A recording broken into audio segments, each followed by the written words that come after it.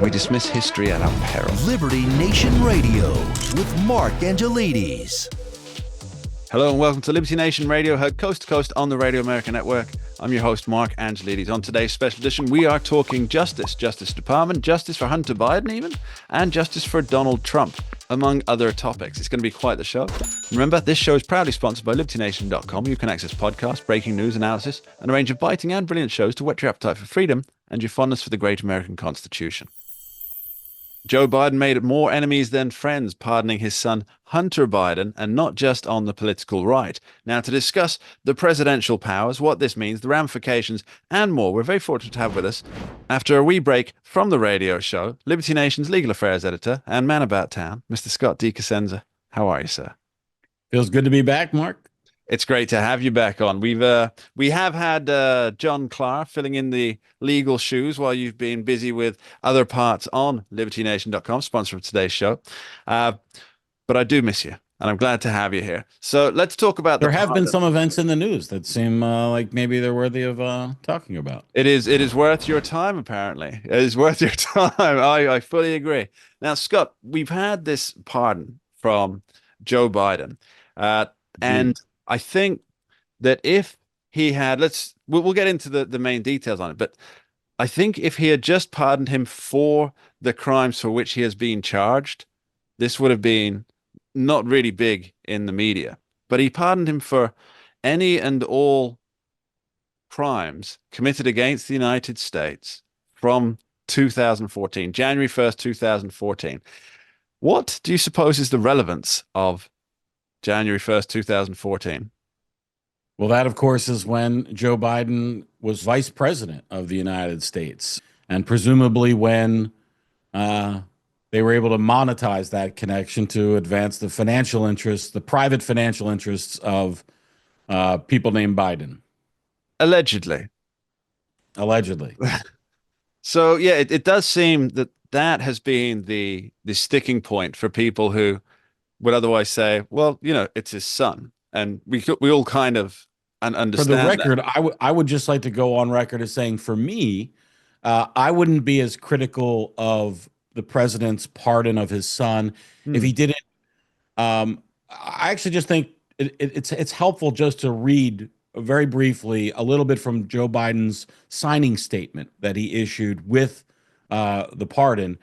And he said that he watched his son being selectively and unfairly prosecuted without aggravating factors. And how basically people who were similarly situated would not have been treated to criminal prosecution or threats of lengthy sentences. Now, I just think that without so much as a pause or breath between the Trump prosecutions, which I know we're going to talk about in a minute, and this, it would make more sense if he wasn't a total and 100% screaming hypocrite on these matters. They manufactured crimes that have never. Well, let's take that back and just say leave the facts on the table that even a member of the Biden administration could agree. They took facts that had never before been taken to indicate criminal conduct and made them criminal conduct by indicting Donald Trump and prosecuting him, and manufacturing and aiding criminal prosecutions at the state level in multiple states. It seems like only after Donald Trump indicated in his interest in running for president again that they instituted these prosecutions, and that they were exclusively political. All decisions to prosecute are political, and these seem to be especially so. And if we consider the novel nature of the crimes that were prosecuted against Donald Trump, well, I just think that it's the biggest hypocrisy burger that's ever been invented that Joe Biden is shoving down our faces that makes it particularly odious, rather than going back to the beginning of his first term as vice president. But I just want to be on record as saying that you can find two aspects odious. That's allowed. Yeah, there's not an odious limit here. It stinks in more ways than one. Yeah, and I don't begrudge a father who, by the way, removes criminal culpability from his son. If I were subject to that culpability, I would like it for my father to do with me. And there's a lot of people on the earth that I care a lot about that it would be tempting to to not pardon them for anything, whether they had done it or not, just because you had the power to do it and you cared deeply, for the person. Yeah, I think that's actually where quite a lot of people are landing. I know, Scott, that you and I do spend a disgusting amount of time on social media, usually X, for our sins. But oh, and do please check out the Liberty Nation News X account. It's good fun, plenty of content there, courtesy of economics guru Andrew Moran.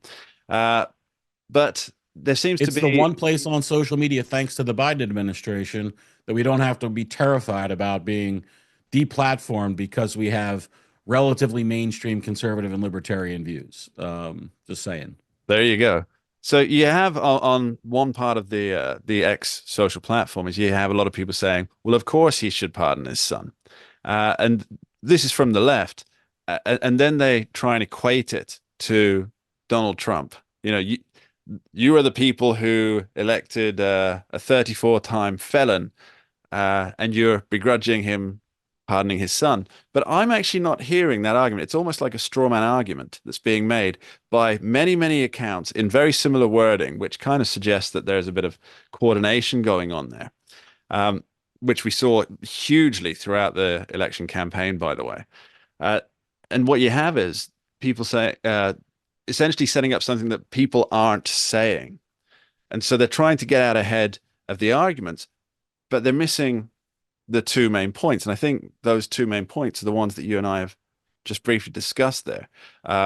Firstly, that Joe Biden is pointing out that there is political pressure within the Justice Department, the Department of Justice, and he does, which is essentially backing up everything that Donald Trump's been saying for the last 2 years, since 2022, when the indictment started rolling in, and that the pardon covers crimes back to 2014 when Joe Biden was vice president. Why do you think that is?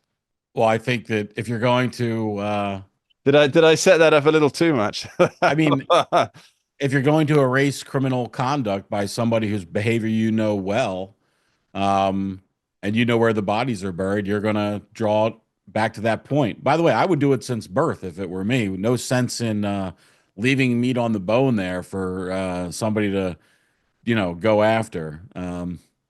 How does, speaking of going after, now obviously the House Republicans are still, they still seem to have Hunter Biden firmly in their sights, but now he's been pardoned of any crime. Does that mean that he can't be summoned to discuss the things? I'm sure that he still can, but would Well, he it no actually longer be allowed to it plead the actually Fifth Amendment? it removes a certain it removes a certain protection he has, right? Which is Fifth that Amendment, right? he cannot plead the fifth for Hmm. certain crimes.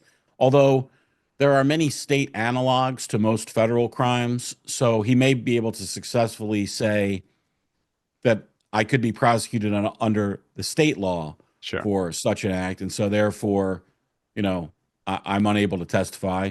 But the truth is, it makes great copy for the Republicans to fundraise off of and put their Hmm. TikTok videos out, and berating the disgraced son of the president is certainly easy pickings for them. So I expect to see more of that, I guess, is my you know is my comment. Not necessarily because, I mean, we know what happened here. What happened is Hunter Biden did the dirt, and it's true that he wouldn't likely have been prosecuted in the way he was prosecuted if he wasn't Hunter Biden, but he is Hunter Biden. And the Justice Department makes charging decisions in part. You do get a worse deal if you're high profile, in a Hmm. sense of, if more people are looking at what's happening, that's part of what the Justice Department does, is try to strike a blow for future conduct. Meaning, if everybody's looking at P. Diddy because he did X, Y, or Z, and that's going to be reported widely, well, they're going to dot their I's and cross their T's more for that prosecution because it's so highly visible. So in the P. Diddy case, I don't necessarily think that's political, although I'm sure some folks will tell me why I'm wrong about that. But pick a case where it's less political or less D versus R or red blue than the Biden issue, and I think you'll see the same facts. So it's not wrong what Joe Biden has said. Of course, so many other defendants that he's presided over their prosecutions of face the same set of facts, which is their cases are being judged in part because they're high profile, or the charges were brought because they were high profile. They're not getting the Hunter Biden, pardon deal though. They're going to sit in federal prison for a long time. It's funny because if what Joe Biden writes in the pardon is true and that Hunter Biden was unfairly targeted, then surely, I believe was it Scott Jennings over at CNN, the most popular man on CNN, more popular than the entire network, I believe. Quite funny, actually. He is. He's quite the character. But he made the point that should A.G. Garland be fired because he's been applying political prosecution to Hunter Biden. Is that how it works? He serves at the pleasure of the president, Mark. So, and so soon there'll be a new person to serve at such pleasure under the new president. We'll be discussing his legal trials after this short break. Don't go anywhere. We dismiss history at our peril. Liberty Nation Radio with Mark Angelides.